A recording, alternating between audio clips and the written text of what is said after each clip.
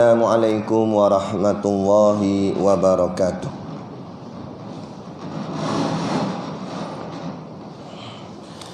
Ila hadrati sayyidina wa habibina wa syafi'ina Muhammadin sallallahu alaihi wasallam wa ila arwahi abaihi wa ikhwanihi minal anbiya'i wal mursalin salawatullahi wa salamuhu alaihi wa alaihim ajma'in wa ala ali kulli wa sahabati wal qarabati wa tabi'in wa tabi'it tabi'in bi ihsanin ila yaumiddin wa ila arwahi walidina wa muallimina wa dhawil huquqi alaina ajma'in wa khususan ila hadrati Syekh Ali bin Abdurrahman Al-Kalantani bisiril Fatihah. A'udzubillah. Bismillahirrahmanirrahim. Alhamdulillahirabbil alamin. Arrahmanirrahim. Maliki yaumiddin. Iyyaka na'budu wa iyyaka nasta'in. Ihdinas siratal mustaqim. Siratal ladzina an'amta 'alaihim ghairil maghdubi 'alaihim waladdallin.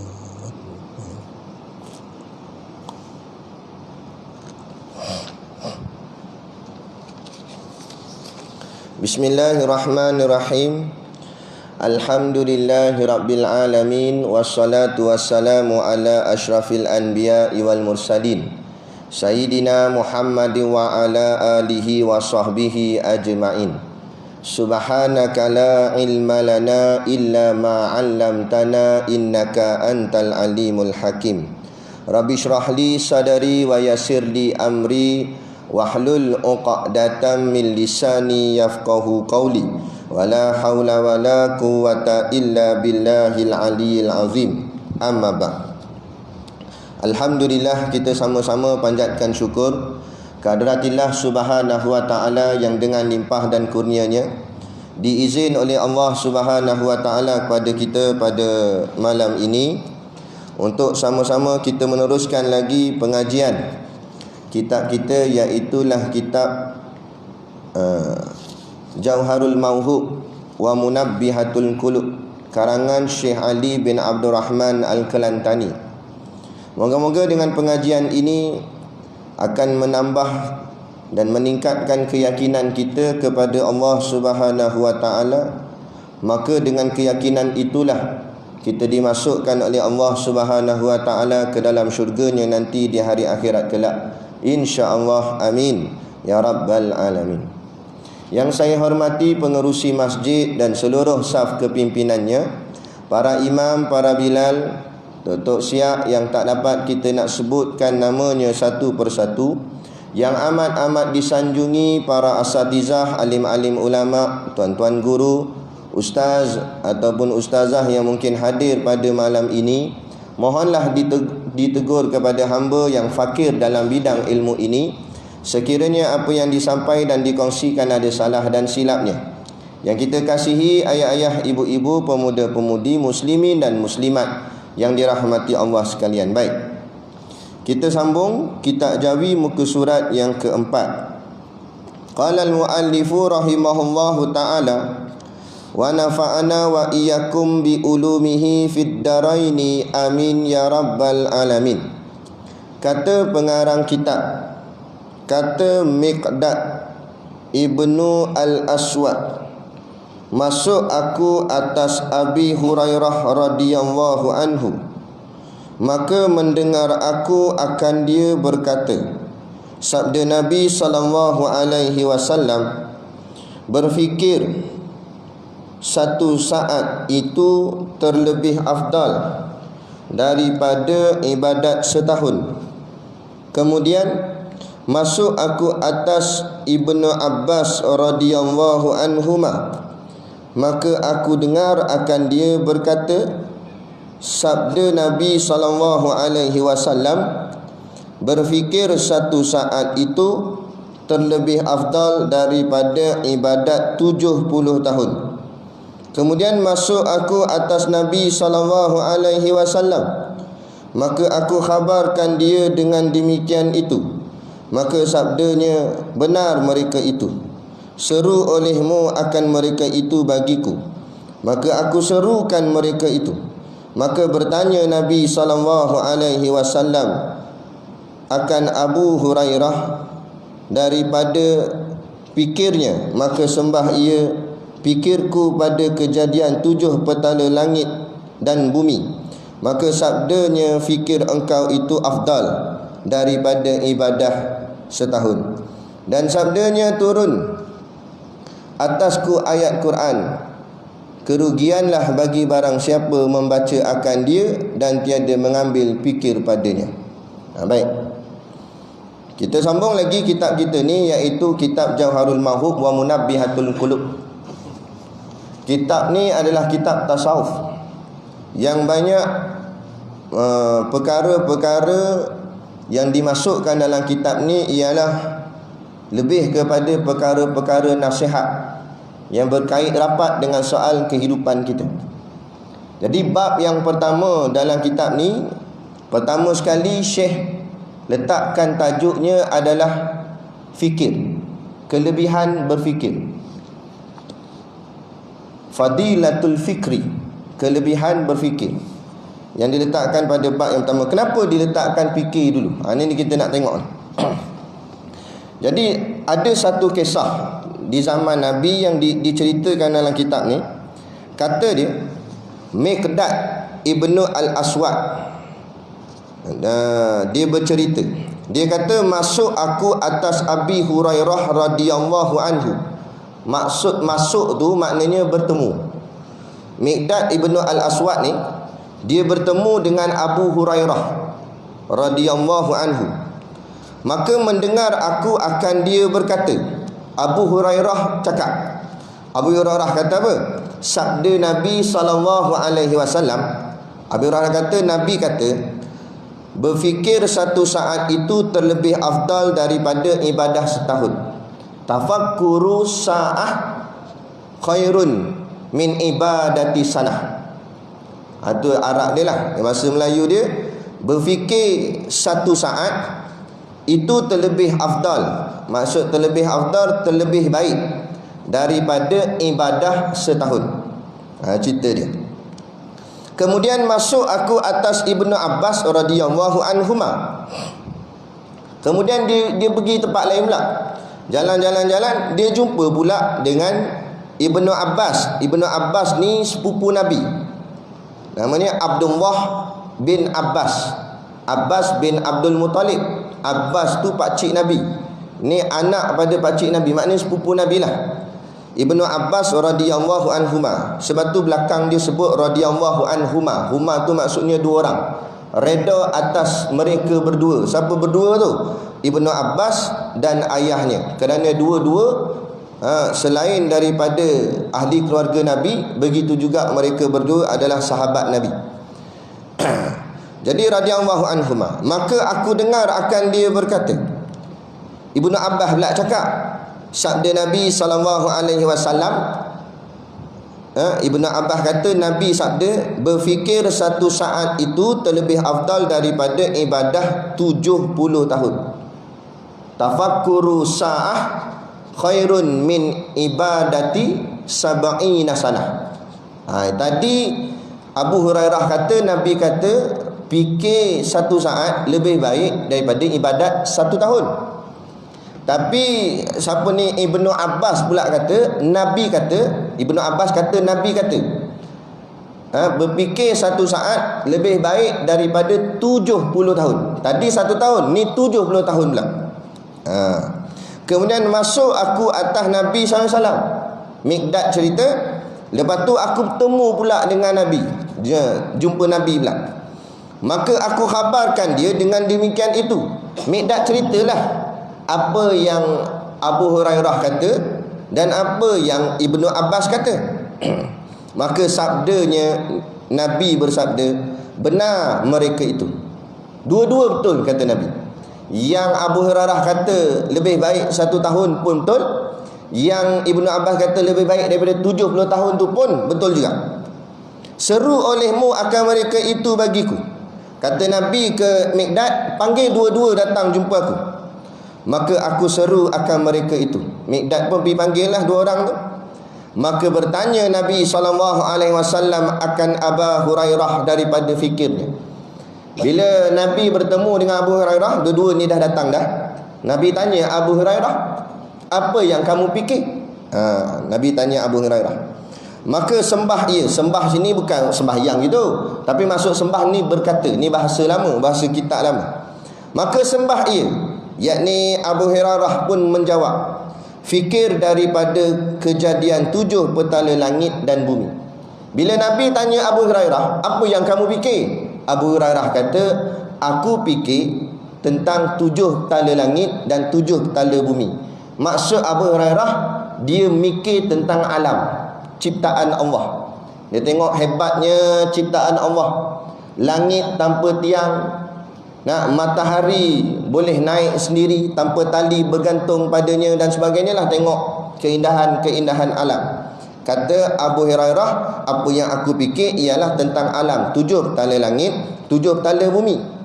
Maka sabdanya Nabi pun berkata, fikir engkau itu afdal daripada ibadat setahun. Apa yang kamu fikir tu lebih baik daripada ibadat selama 1 tahun. Tu. Ni saya cerita je dulu, saya tak urai lagi, cerita je dulu. Kita dapatkan dulu cerita dia. Dan sabdanya Nabi cakap lagi, turun atasku ayat Quran. Nabi kata, pada aku ni Allah turunkan wahyu, Allah turunkan ayat Quran.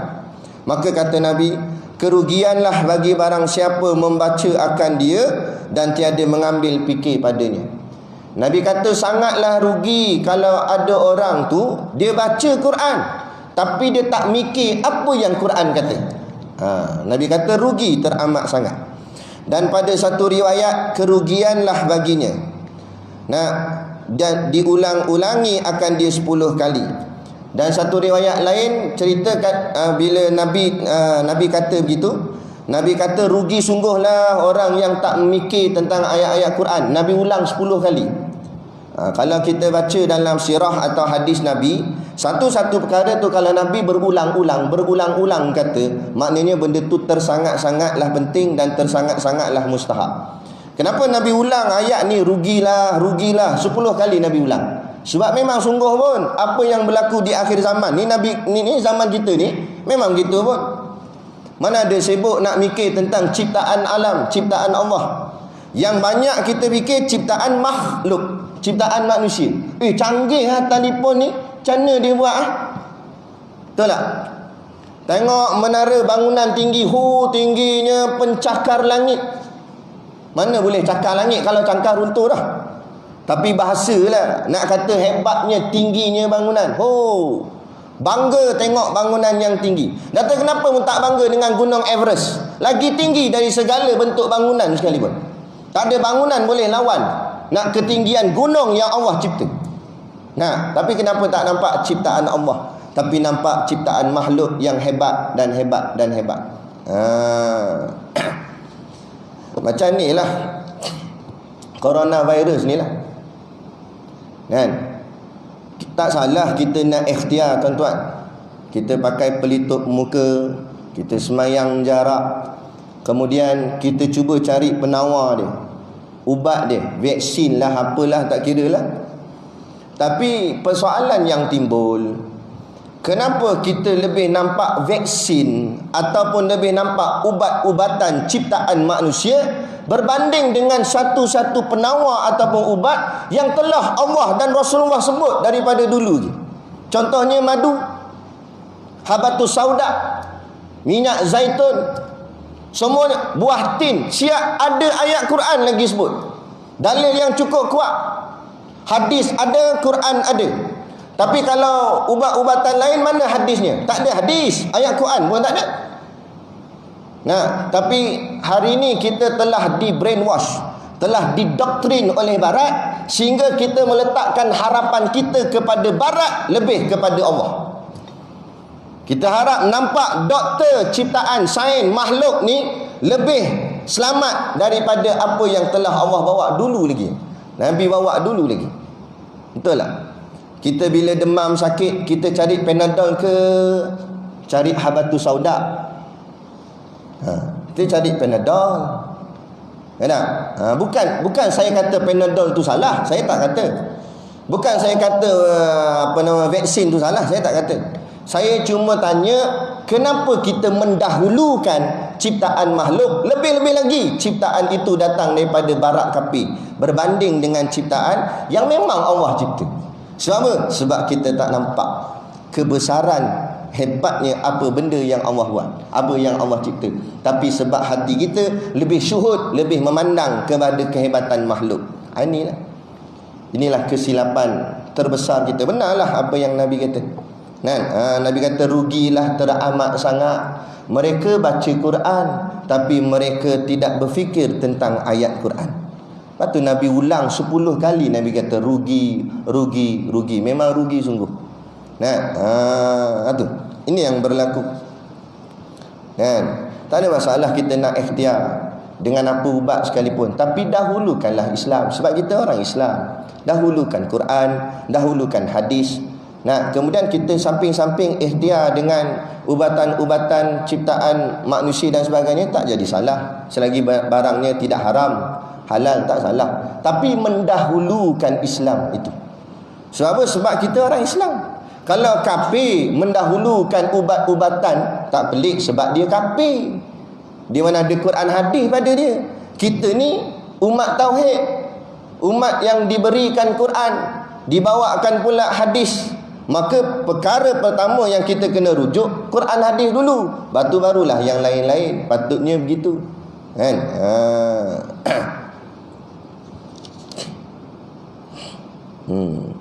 Baik. Kemudian dibacakan ayat Quran.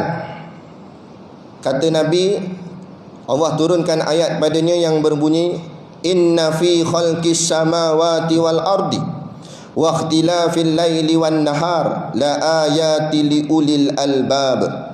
Yang artinya, inna, bahawasanya, sesungguhnya, fi khalqis samawati wal ard, pada menjadikan 7 petala langit dan bumi. Allah lah yang cipta langit, Allah yang cipta bumi. Dalam ayat ni kenapa Allah sebut dua? Kenapa Allah sebut Allah cipta langit, Allah cipta bumi? Kenapa tak sebut semua? Allah cipta langit, cipta gunung, cipta tanah, cipta pokok. Betul lah dia kata penuh lah Ustaz, nak tulis ayat Quran tu banyak sangat. Betul. Tapi kenapa dua? Kenapa Allah tak sekalikan aja? Tapi Allah sebut langit dan bumi. Kenapa tak sebut Allah cipta alam? Alam dah masuk dah, semua langit bumi pun masuk alam dah. Tapi Allah sebut cipta langit dan bumi.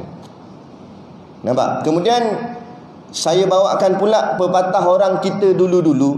Kata apa? Di mana bumi dipijak, di situ langit dijunjung. Apa kaitannya dengan ayat yang kita sebut tadi?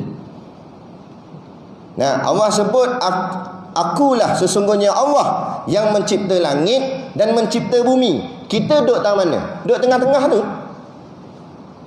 Sebab tu kata patah Melayu, di mana bumi dipijak, di situ langit dijunjung. Mana saja bumimu pijak, tu bumi Allah. Mana saja kamu berada, langit Allah juga yang kamu junjung.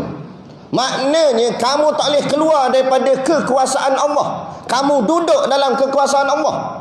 Kamu nak act sombong tang mana hebat, tak ada. Sebab tu bila Allah hantar COVID-19 ni, di manakah kecanggihan alat-alat teknologi? Buatlah. Tak jadi. Sampailah ubat tak jumpa lagi. Di manakah kepakaran doktor pakar? Tak nak main doktor Malaysia. No, doktor luar negara. Mana? Sampai botak tengah kepala, hebat sangat buat kajian sains. Dah mana? Bukan kita pelekeh dia, tapi datang ujian ini untuk menundukkan keegoan manusia. Jangan sombong, jangan ego, jangan rasa hebat, jangan rasa cerdik. Sehebat mana pun kita, Allah tak payah hantar kita kebal. Allah tak hantar peluru pandu. Allah hantar satu makhluknya yang mata kasar kita pun tak boleh nampak, tapi menggegarkan satu dunia. Sampaikan hati kita jadi takut nak pergi sana, takut nak pergi sini, takut. Bukan jet pejuang, bukan kereta kebal. Satu wabak yang tak nampak dengan mata kepala. Tu tentera Allah tu. Tengok kekuasaan Allah, supaya kita beringat. Sebab itulah datang ujian ni, kena, semua kena. Orang beriman kena, orang kafir pun kena. Tapi kalau kena pada orang yang beriman, dia yakin ini datang daripada Allah. Bila datang ujian ni, hati dia terus ingat pada Allah, maka dia akan sebut Allah. Dia akan sebut, sebab dia ingat Allah. Macam kita kan, bukan sakat corona, dapatlah apa-apa penyakit. Kalau orang tu jenis orang bertakwa, orang beriman, orang jaga amal ibadat, bila kena penyakit atas dia atau ujian-ujian pada kehidupan dia, terus hati dia akan ingat Allah. Allah dia akan sebut.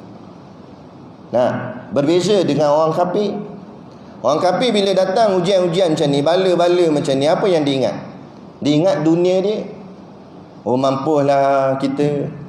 Nah, ekonomi habislah. Yang dia fikir adalah dunia tak habis-habis. Ini ada dah kan? Tak berlaku pun lagi. Cuma baru-baru ura-ura dengar. Dengar kata kerajaan nak buat PKP. Oh, mampulah kita kalau buat PKP pula. Kita nak makan apa, duit tak ada, habis. Yang dia fikir dunianya tak habis-habis. Dia sibuk kalut dengan pekerjaan dia, duit gaji dia tak habis-habis. Sebab dia nampak yang menghidupkan dia duit, bukan Allah. Ni sebab hati dia sudah kelain, kiblatnya sudah kelain. Kita takut sok dah berlaku tanda kiamat yang besar berlaku, muncul matahari terbit belah barat ke sebagainya, masih lagi orang sibuk nak pergi kerja. Nampak? Sebab dia masih lagi nampak dunia. Ni Allah nak tunjuk kita pada hari ni. Apa salahnya kalau kita berfikiran positif? Kalau berlaku PKP, inilah peluang aku untuk meningkatkan amal ibadat. Selama ni aku sibuk dengan dunia tak habis-habis. Tak cukup dengan kerja daripada pagi sampai petang, aku campur pula overtime malam. Kuliah maghrib tak nampak di masjid. Solat jemaah jauh sekali. Sibuk dengan keduniaan. Tiba-tiba Allah buat begini, ada ruang, ada masa untuk melaksanakan amal-amal ibadat. Paling tidak boleh istighfar. Sebab itulah kita, tuan-tuan, bila kita bangun pagi nak sembahyang subuh tu, bagi kita orang yang beriman, bila bangun pagi, jangan fikir nak kerja lagi. Itu pemikiran kafir. Minta maaf cakap, itu pemikiran kafir. Jangan bangun pagi tu sibuk nak fikir pasal kerja. Tapi bila bangun pagi, fikirlah, alhamdulillah, Allah masih lagi bagi nyawa, bagi nafas. Maknanya aku masih lagi ada peluang untuk betulkan apa yang tak betul. Aku boleh taubat lagi silap-silap aku yang dulu. Andai kata kalau Allah buat kita gelap-gelap terus malam tu macam. Sebab tu tidur-tidur ni adalah mati sementara. Mati tidur. Itu jangan tidur dalam kuliah. Tidur ni mati sementara. Mujur Allah buat sementara. Kalau Allah buat gelap tu lah, sampai ke pagi awak tak cerah, gelap lagi, mati dah. Bila mati ada kesempatan nak taubat? Tak ada. Ada kesempatan nak sedekah? Tak ada. Jadi orang yang beriman bila setiap kali bangun paginya, dia akan berkata, Allah, alhamdulillah, terima kasih Allah, sempat lagi aku nak betulkan apa yang tak betul. Aku nak bertaubat, aku nak bersedekah, aku nak beramal. Setakat mana yang aku boleh amal pada hari ini, buatlah. Tapi bagi orang yang kafir, orang munafik, orang fasik, setiap pagi bangunnya fikir, hari ini projek apa pula, hari ini nak dapat apa pula, bahagian habuan dunianya. Tak habis-habis, dunia. Lah kali itulah orang Melayu kita sebut meninggal dunia. Kita bahasa sedapnya, bahasa kasarnya mati, lagi kasar mampus. Bahasa sedapnya meninggal dunia. Kenapa sebut meninggal dunia? Sebab yang nak ditinggalkan tu dunia. Dunia yang dia tinggalkan. Tapi kalau hatinya melekat dengan dunia macam, tu yang jadi rosak. Itu sebab tu pentingnya fikir bagi Syekh. Betul lah. Tadi kita sebut kenapa Syekh meletakkan tajuk fikir ni di hadapan kitab ni. Sebab fikir tu mula-mula sekali nak kena fikir. Mula-mula bangun pagi tu fikir apa hati kita. Kalau fikir dunia memang ke laut dah kita. Tapi kalau fikir akhirat, insya-Allah nak corak perjalanan seharian hidup kita tu dicorakkan dengan hal-hal akhirat, dengan hal-hal ibadat. Barulah elok. Lepas tu Allah sebut inna fi khalqis samawati wal aku cipta langit, aku cipta bumi, kata Allah. Wa ikhtilafil laili wan nahar, dan bersalah-salahan siang dan malam, maknanya bertukar-tukar, bersilih ganti siang dan malam. Aku yang buat, tukar siang, tukar malam. Tak ada siapa boleh buat. Kerajaan besar mana pun, sehebat mana pun, kita panggil lah, tak main lah kerajaan Malaysia, panggil kerajaan Amerika, Rusia, kerajaan yang besar-besar, suruh tahan matahari, jangan bagi naik, boleh tak? Panggil lah ketenteraan yang hebat, kecanggihan teknologi, buatlah, tahan matahari, jangan bagi naik. Tak boleh. Nah, kalau yang tu pun tak boleh, tak payah cakap besar lah. Tunduklah pada perintah Allah. Ni bila orang nak laksana hudud, apa benda ni, potong tangan, cek, matahari pun tak boleh tahan, jangan cakap banyak Aduh. Sebab kamu berpijak di bumi Allah. Bila berpijak di bumi Allah, taat perintah Allah. Logik tak logik, nak kena tak kena dengan pemikiran kita, Allah kata buat, buat. Itu je.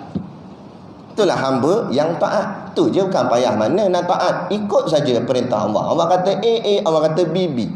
Ni dak lawan.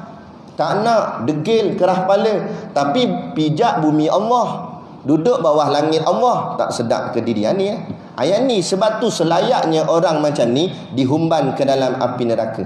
Bukan atas kemurkaan Allah, tapi atas keadilan Allah.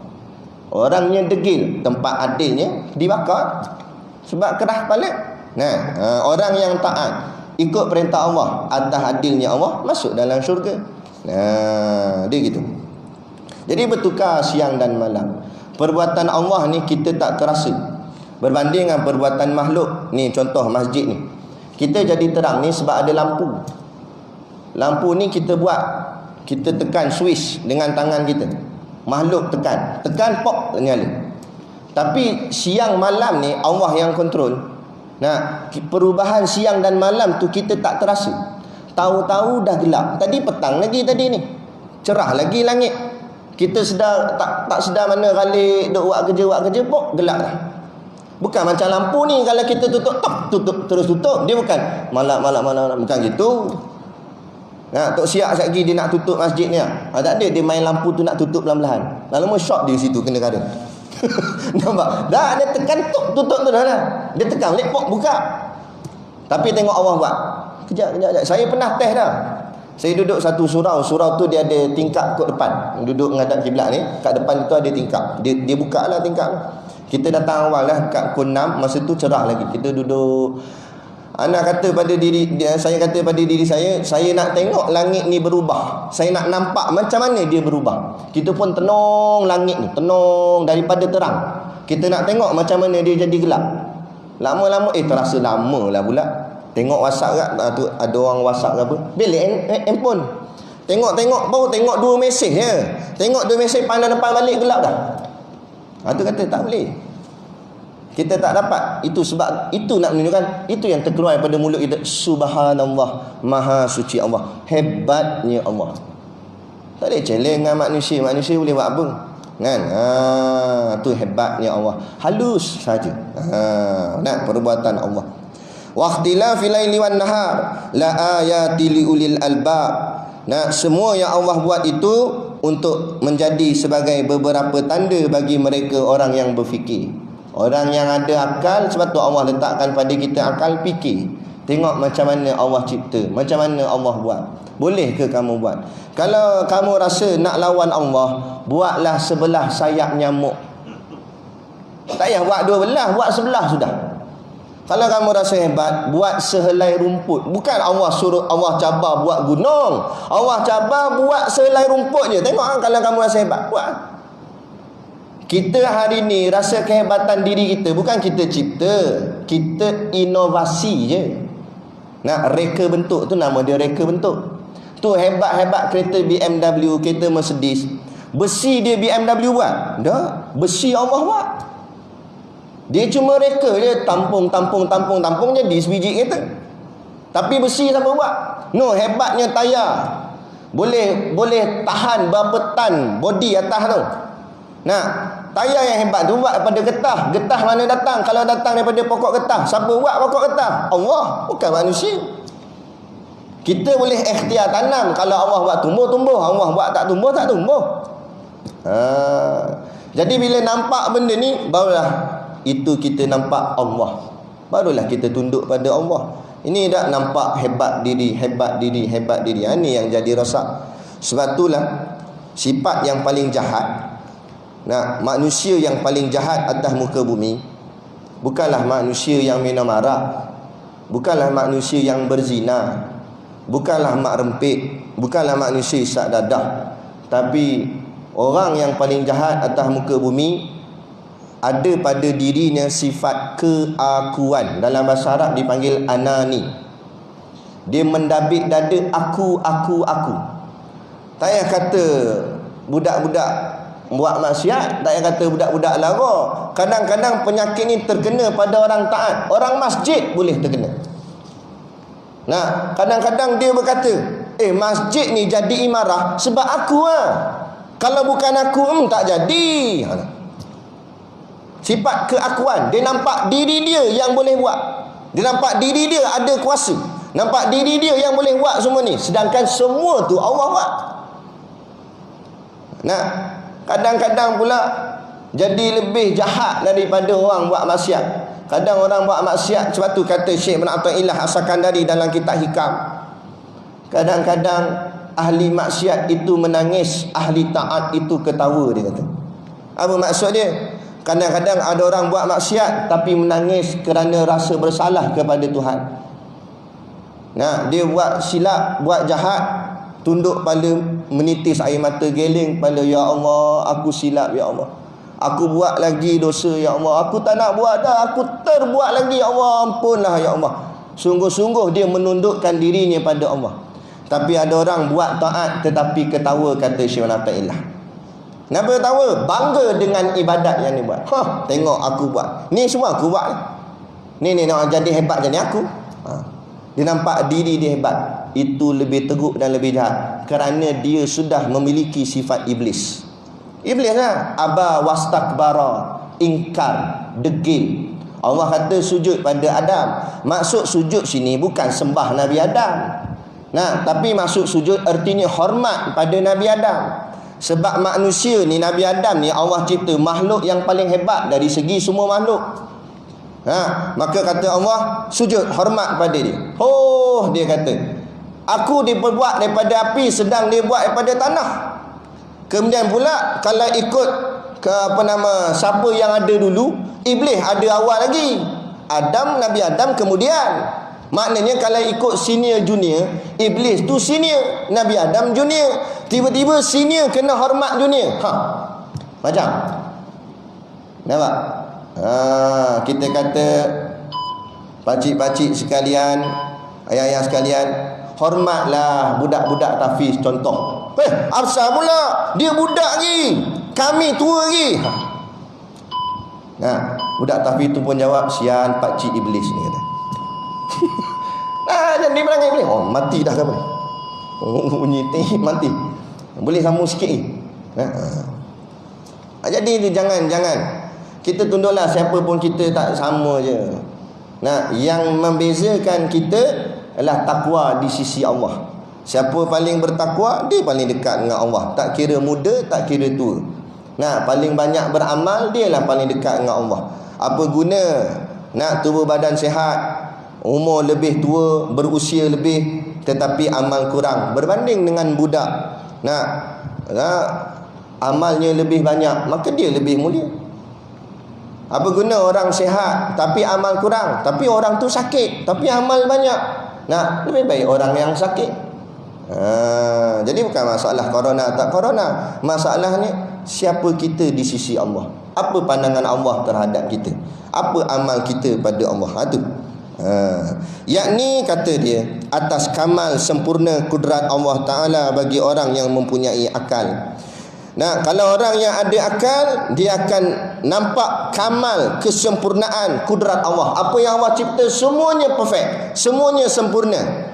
Tetapi apa yang manusia cipta semuanya nakis, semuanya cacat, semuanya kekurangan. Dalam kitab Risalatut Tauhid karangan Syekh Abdul Ghani Yahya dengan Syekh Omar Yusuf, kata Syekh dalam kitab tersebut, ciptaan manusia ni semuanya cacat kekurangan. Kenapa? Kerana manusia sentiasa perbaharui. Kalau betul apa yang manusia buat tu hebat, sempurna dah, kenapa kena perbaharui? Kenapa? Macam telefon kita lah, dulu besar, sekarang makin lama makin nipis. Dulu main tekan-tekan button, sekarang dah mula main slide-slide, main skrin saja. Kenapa dari awal dulu tak terus buat slide? Maknanya ada kekurangan. Sekarang ni pun kita ingat canggih dah, kurang lagi. Lepas ni ada lagi pula, reka lain pula. Maknanya berubah-ubah. Kenapa berubah-ubah? Sebab yang lama tak elok, ubah lagi. Lama tak elok, ubah lagi. Sebab sentiasa tak elok. Tetapi cuba tuan-tuan tengok langit Allah pernah berubah. Daripada zaman Nabi Adam AS, langit berwarna biru, awan berwarna putih, sampai hari ni langit biru, awan putih. Berapa tahun, berapa juta tahun dah tu, tak ada ubah. Tu ciptaan Allah. Pokok daripada zaman Nabi Musa, zaman Nabi Adam dulu, warna hijau, batangnya coklat, sampailah pokok macam tu. Tak ada Allah ubah. Nah, ada. Sebab apa yang Allah buat perfect, sempurna, tak payah ubah dah. Memang elok, sempurna dah. Tapi perbuatan makhluk sentiasa berubah kerana sentiasa tak elok. Biar pandang macam tu. Biar mata pemikiran kita nampak hebatnya Allah. Ada gitu. Kan? Kemudian bertanya Nabi SAW, yakni tiada dijadikan dia sia-sia juga. Tengok apa yang Allah cipta, kerana apa saja yang Allah cipta tidaklah sia-sia. Kemudian bertanya Nabi SAW akan Ibnu Abbas. Tadi Nabi tanya Abu Hurairah, apa yang kamu fikir? Abu Hurairah kata fikir langit bumi. Kemudian Nabi tanya pula Ibnu Abbas, apa yang kamu fikir? Nah, daripada fikirnya, maka sembahnya yakni Ibnu Abbas, fikirku pada mati dan huru-haranya. Kata Ibnu Abbas, aku selalu fikir mati dan apa yang akan berlaku masa mati tu, huru-hara dia, azab dia, fitnah kubur dan sebagainya. Nah, maka sabdanya Nabi, fikir engkau afdal daripada ibadat 70 tahun. Maka kata Nabi, apa yang kamu fikir tu lebih baik daripada ibadat 70 tahun. Jadi maksudnya sini, dua-dua tadi ni betul. Nah, Abu Hurairah kata fikir saat lebih baik ibadat setahun. Nah, kata Ibnu Abbas, fikir saat lebih baik daripada 70 tahun, ibadat 70 tahun. Dari pandangan kasar, kita nampak macam berlaku tanakut ataupun berlaku percanggahan. Sebab satu bahagian Nabi kata lebih baik pada ibadat setahun, satu bahagian lagi Nabi kata lebih baik daripada 70 tahun. Rupa-rupanya kerana sandaran fikir tu. Dua-dua betul, tapi pada sandaran fikir. Abu Hurairah dia fikir tentang kejadian langit, maka kata Nabi lebih baik daripada ibadat setahun. Maksudnya situ memikirkan tentang hal keduniaan. Nah, kalau kamu fikir tentang dunia ni, tapi bukan fikir dunia macam mana kamu nak jadi hebat dunia, tapi kamu tengok ciptaan dunia ni yang Allah buat ni hebat, itu lebih baik daripada kamu selama setahun sibuk dengan hal keduniaan kamu. Nah, tanpa memikirkan ciptaan-ciptaan Allah. Itu sebab tu disebut setahun. Tetapi bila bahagian Ibnu Abbas, Nabi kata lebih baik daripada ibadah 70 tahun. 70 tahun ni lebih kurang satu usia manusia biasa. Macam kita. Biasaan sampai 70 tu dah standby lah orang kata. Kan? Mana satu peringkat umur. Satu peringkat usia. Nah, jadi maknanya sepanjang hidup. Kalau diri kamu satu saat kamu fikir tentang mati, lebih baik daripada segala yang kamu buat sepanjang hidup kamu. Itu maksud dia. Sebab tu disebut lebih baik daripada 70 tahun. Nah, persoalannya pula timbul, kenapa fikir tu?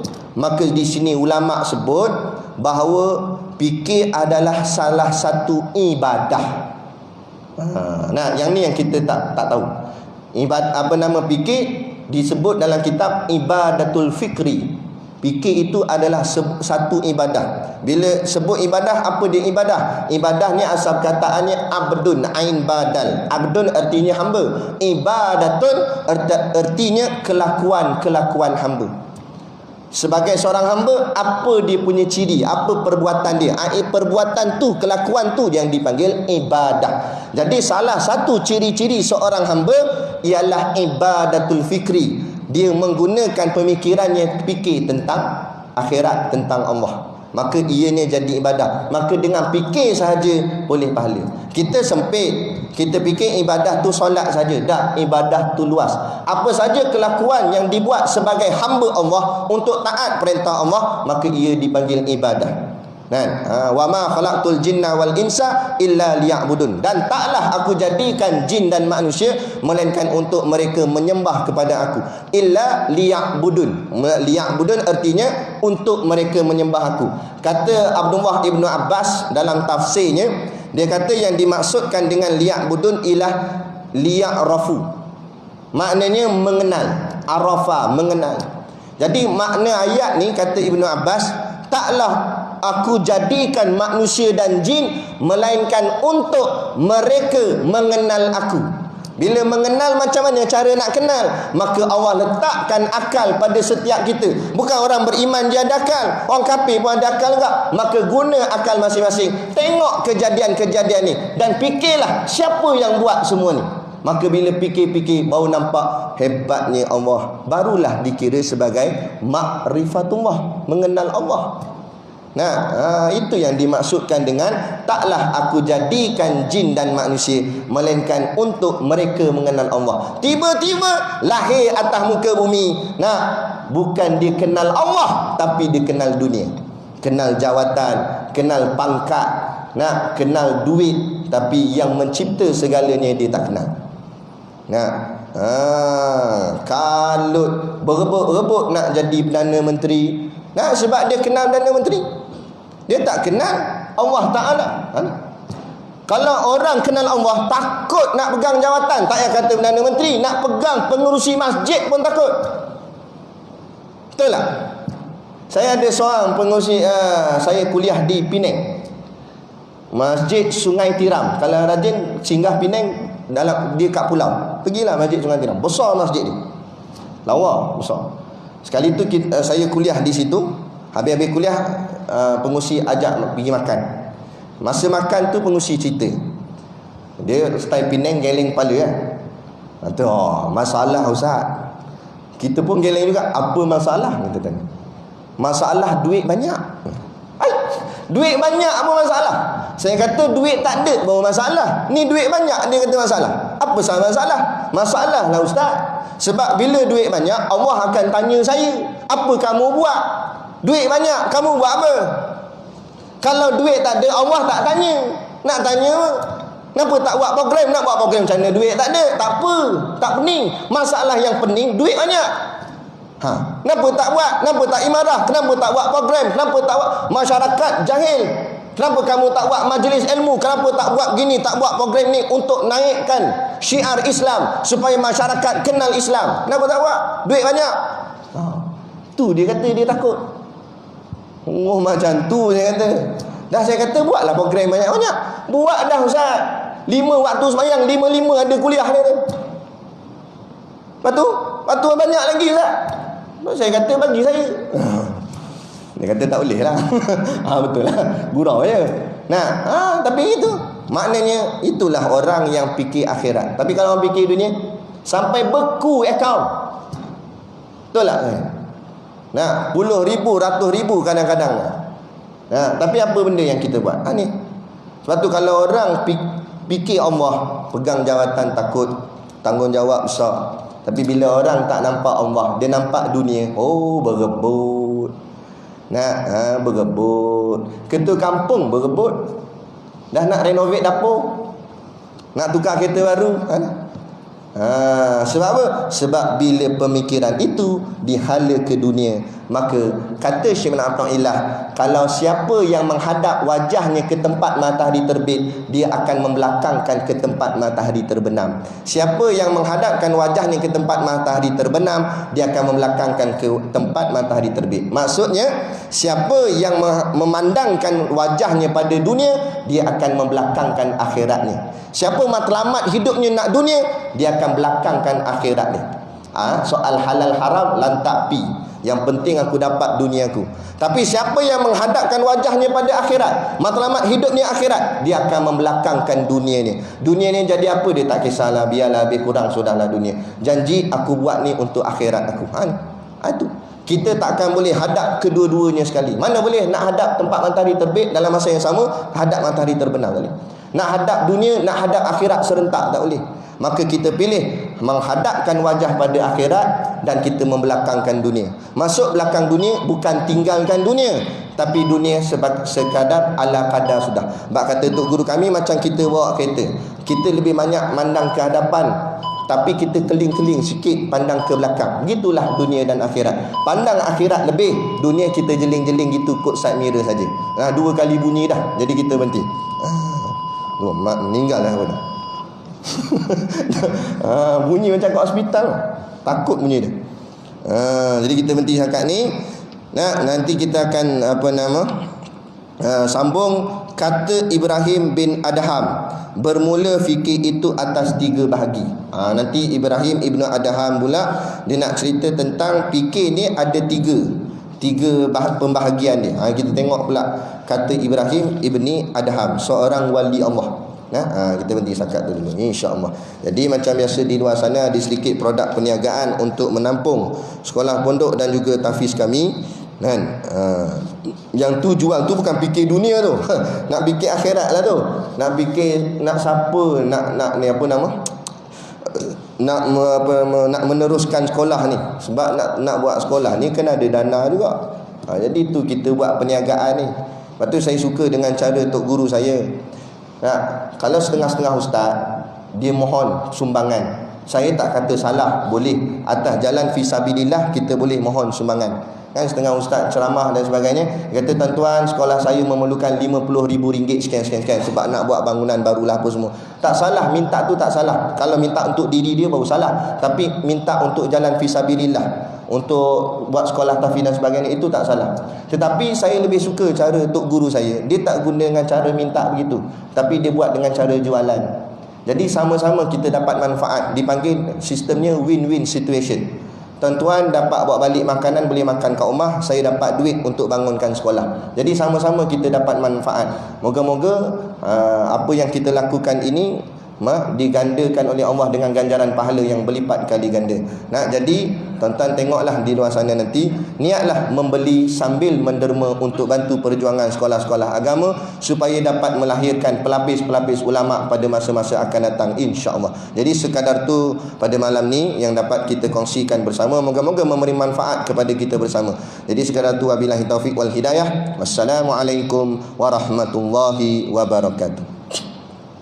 A'udzu billahi minasyaitonir rajim. Bismillahirrahmanirrahim. Alhamdulillahirabbil alamin wassalatu wassalamu ala asyrafil anbiya'i wal mursalin sayyidina Muhammad wa ala alihi washabihi ajmain. Allahumma taqabbal minna salatana wa du'aana innaka antas samiul alim wa tub alaina innaka antat tawwabur rahim. Allahumma ja'al dinana dinan nabi Muhammadin sallallahu alaihi wasallam wa islamana islamal muslimin wa imanana imanal mu'minin wa salatana salatal khashiin wa a'malana a'malas salihin wa niyatana niyatal mukhlisin wa dhunubana ya Allah dhunubal mustaghfirin wa hayatana hayatal ulama wa mautana bi mautis syuhada wa adkhilnal jannata ma'al anbiya'i alaihimus salatu wassalam.